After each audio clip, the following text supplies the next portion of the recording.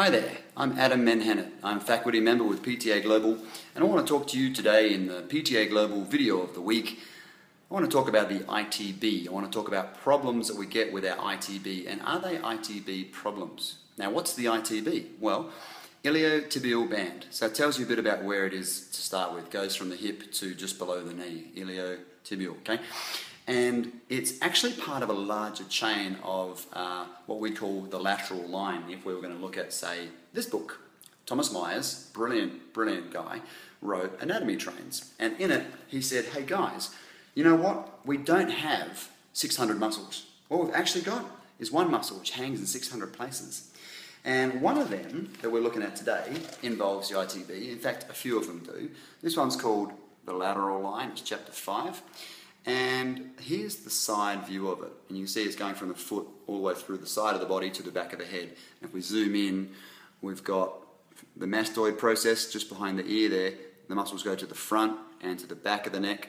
And then it becomes all of the muscles on the outside of the ribs, all of the muscles on the inside of the ribs, keeps coming down here and becomes, instead of many different sort of shoelace crosshatch type arrangements up here, it comes down into one sort of stream, and there's our puppy right there. That's where the rubber hits the road for most people, and that's where the pain is felt, just here.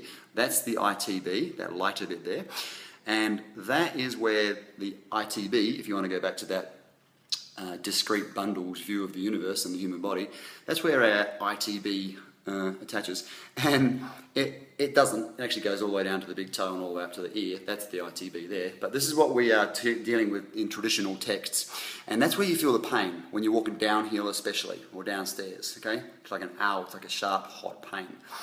And traditionally, what we've said is to foam roll this area.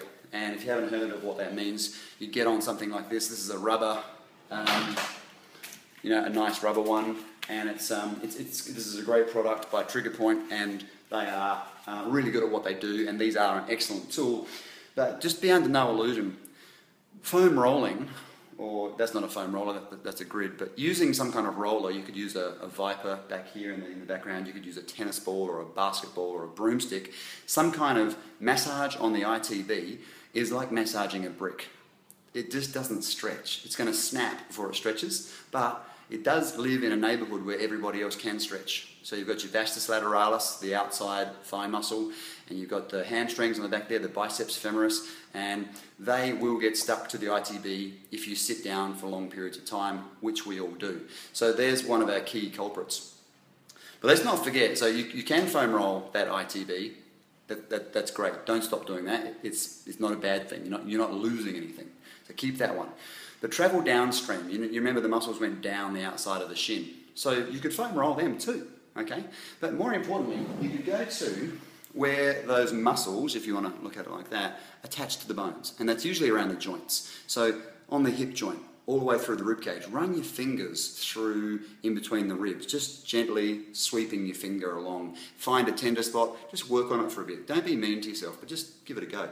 Down here on the knee, you could get one of these spiky balls, here out, one of them, and you could be, rubbing that directly on the side. Maybe lie on your side on the ground and put this ball underneath the side of your knee and just sort of gently swing your leg back and forwards across the ball. It's going to hurt, but it's going to release a lot of gunk and allow that joint to move more efficiently, which will take the load off the ITB. Down around the ankle, same thing. Lie on your side. Put the outside of your ankle on top of this ball. Okay, so you're pressing down on the ball with your outside of your ankle, and just roll it a bit. And then even just when you're at work, take this with you, put it under your desk, put your foot on top of it. This is a pretty hard ball. It's harder than a tennis ball. It's really hard to squash. And it really is quite effective. Every time I fly internationally, I will take 2 of these with me, and I put them behind my head and behind my back and underneath my hamstrings. And it really is an effective way of promoting blood flow, oxygen in, waste products out. It feels good, which is not to be underrated. But putting this under your desk and just rolling your foot across the top of it all day, brilliant. And then if we can just travel back up to the neck and look at the sternocleidomastoid, the muscle that I was talking about before, you notice that if I turn my head to the right hand side, that's that way for me, then you see the left-hand side, there's this rope down here. That's the sternocleidomastoid. And what I'm going to do is I'm going to grab onto it. I'm taking care not to press into my throat. I'm pulling out. And I'm going to be turning it, okay? And like a key in a lock. Turning, turning, turning, okay? And just giving it a good squeeze, just like what you think a physio or a massage therapist would do. Don't try and rip your own neck off. And then when I've spent about 10, 20 seconds there, I can move up to the middle, turn the head again to make it easy to find, grab on, turn back to your front, and that will relax the muscle. And you can give it a bit more release. And then do another 10 or 20 seconds at the top there as well. And what you've just done is you have gone directly to one of the strongest muscles in the sort of neck region, and you've taken a muscle which traditionally we now use for this on our computers, right? We're really forward, and this point came closer to this point. You've relaxed it, and it's allowed to lengthen and bring the head back on top of the body.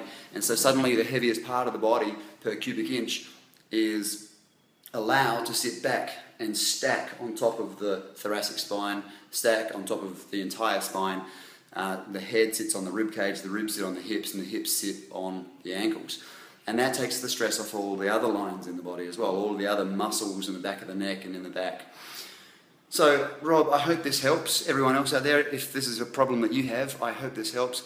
If this is a problem that you have and this doesn't help, listen, please hit us up, ptaglobal.com, or get on Facebook, put in PTA Global, easy to find, and we'll jump on your questions as soon as they come in. Thanks very much for your time, guys, and I hope this helped.